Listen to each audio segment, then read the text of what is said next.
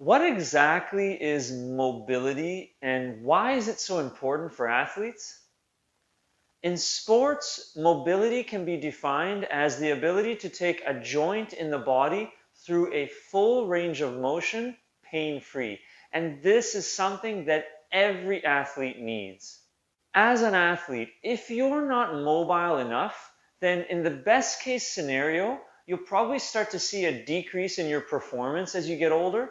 And in the worst case scenario, you'll get short and eventually long-term injuries piling up.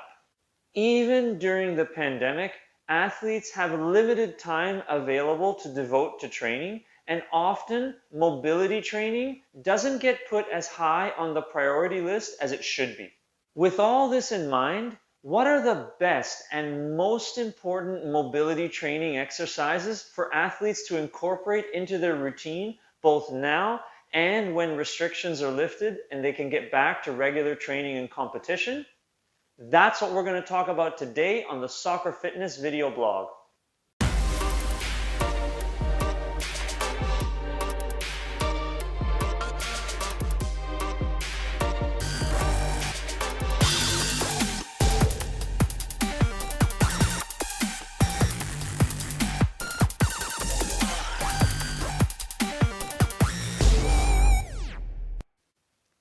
Hello, I'm Richard Bucciarelli. Mobility is probably one of those things that athletes know that they should be devoting more training time to, but they don't.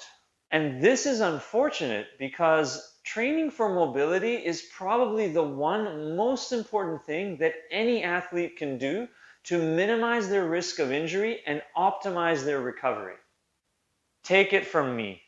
If and when you get older or start to develop overuse injuries, you're going to wish that you had spent more time training for mobility when you were younger. And you're going to need to start spending a lot of time training for mobility in order to heal from those injuries. With that in mind, we're going to look at my choices for the top 3 mobility exercises for any athlete to incorporate into their training routine. Just like with the strength training video that we did last week, linked to the video here and in the description below, there are 3 main priorities when it comes to mobility training for athletes. And they are the hip joint. The hip has a large range of motion, it's involved in weight bearing, and it moves in many different ways for many different sports. The middle and lower back. The middle or thoracic spine is located above, and the lower or lumbar spine is located below the center of mass. And these areas are important because they absorb a lot of the impact that comes from sports movements like running and jumping. And finally, the shoulder joint. This is the one joint that has the largest range of motion out of any joint in the body. And because of that, it's also more vulnerable to injury than any joint in the body. So with these 3 priorities in mind, let's go ahead and have a look at my choice for the top 3 mobility exercises for athletes with one exercise for each of the 3 priorities. The first priority is the hip joint, and since it moves in so many different ways, this exercise is actually 3 separate mobility exercises packaged together as one. Start by kneeling and stepping forward with one leg, keeping the front foot flat on the ground and the upper body held upright and perpendicular to the floor. Maintain that upright body position throughout the entire movement. To start with the hip flexors, lean forward, keeping the upper body upright and going as far as possible for a count of 5 seconds, then returning to the starting position for 5 seconds. Perform 3 to 5 repetitions per leg. Next, to progress to the adductors, turn the leg outwards so that the toe of the foot is pointing directly to the side at a right angle to the hips, and the knee is bent to a 90-degree angle. Again, keep the upper body upright and perpendicular to the floor throughout the movement.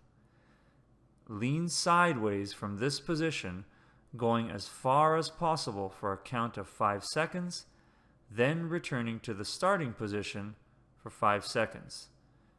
Once again, perform 3 to 5 repetitions per leg.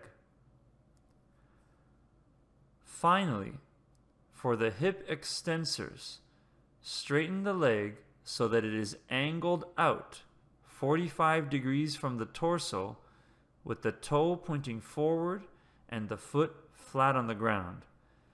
The torso position here should be in a forward lean, which is the opposite of the first two exercises, and the reason for this forward lean is because you're stretching the hip extensors rather than the hip flexors, so leaning forward allows these muscles to stretch more.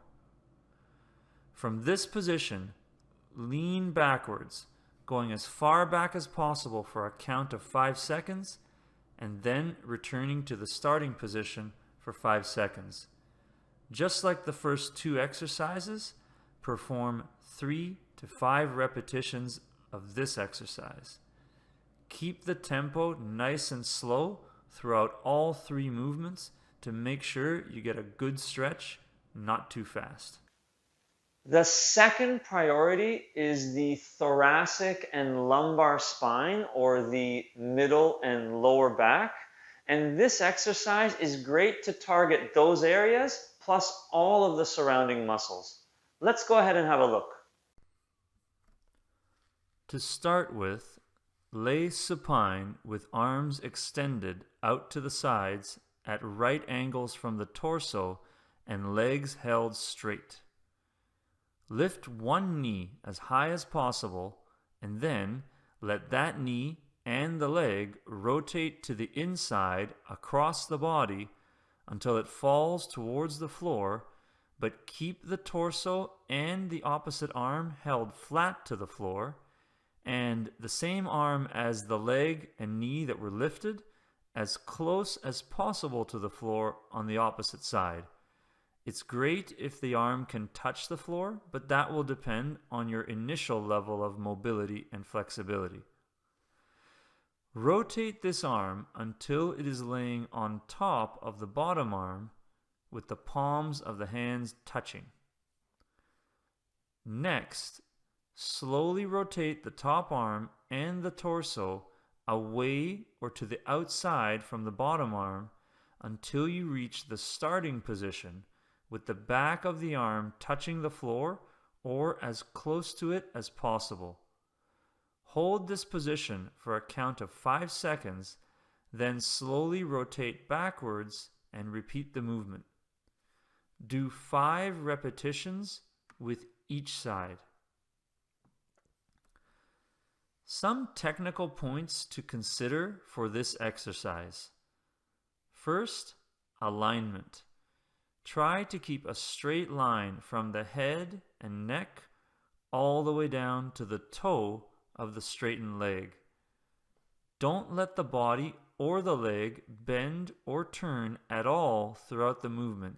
Keep everything in a straight line from beginning to end. Second, tempo.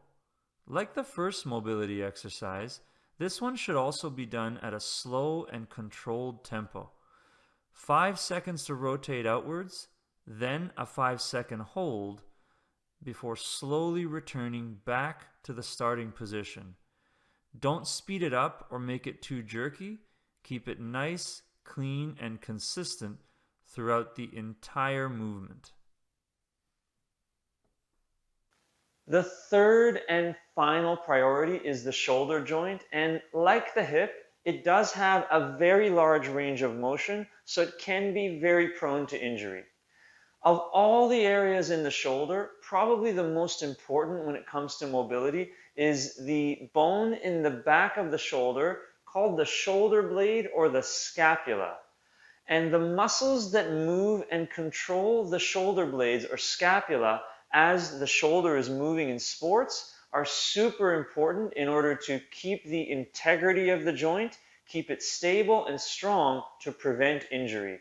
So the mobility exercise that we're going to look at is specifically targeting the muscles that move the shoulder blade, or scapula.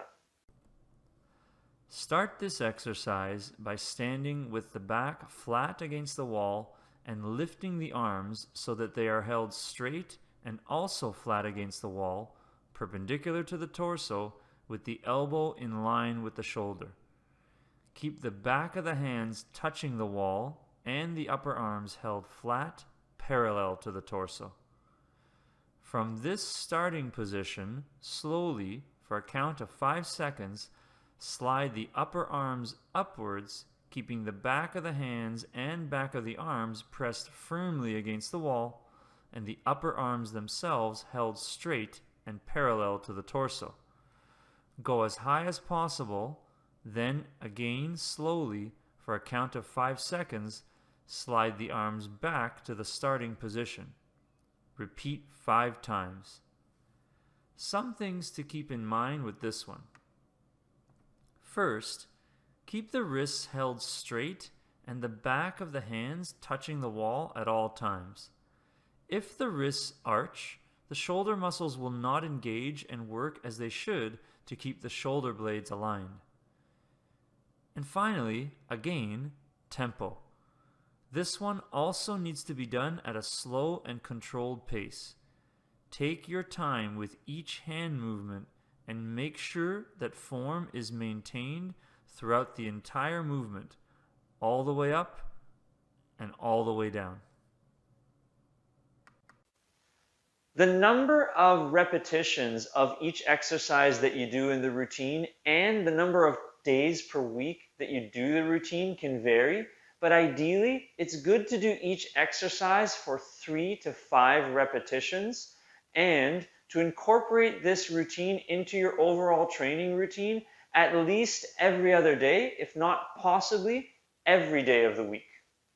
Of course, there are hundreds of different mobility exercises to target your entire body that you can also incorporate into your routine that are different than the ones we've just looked at today.